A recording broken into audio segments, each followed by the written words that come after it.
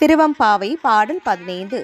ஓரொரு கால் எம்பெருமான் என்றென்றே நம் பெருமான் சீரொரு கால் வாயுவோவால் சித்தம் கலிகூற நீரொரு கால் ஓவா நெடுந்தாரை கண்பணிப்ப பாரொரு கால் வந்தனையால் விண்ணோரை தான் பணியால் பேரறியருக்கு இங்கனை பித்து ஒருவர் ஆமாறும் ஆர் ஒருவர் இவ்வண்ணம் ஆட்கொள்ளும் வித்தகர்த்தால் பாருருவ பூன்முலையிற் வாயார நாம் பாடி ஏருருவ பூம்புனல் பாய்ந்து ஆடலோர் எம்பாவாய். பொருளையும் தெரிந்து கொள்ளலாம்.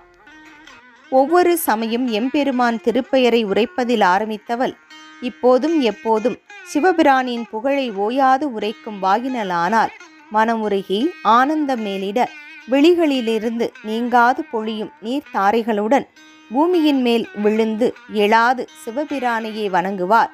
வேறொரு தெய்வத்தை வணங்கி அறியாள். பெரிய தலைவனாகிய சிவபிரானின் பொருட்டு ஒருவர் பித்தாகும் விதம் இவ்வாறோ, இவ்விதம் ஒருவரை பேரானந்தத்தில் ஆழ்த்தி ஆட்கொண்டருளும் சிவபிரானது திருவடிகளை புகழ்ந்து பாடி அழகிய தோற்றமுடைய மலர்களால் நிரம்ப பெற்ற பொய்கையில் குதித்து நீராடுவோமாக.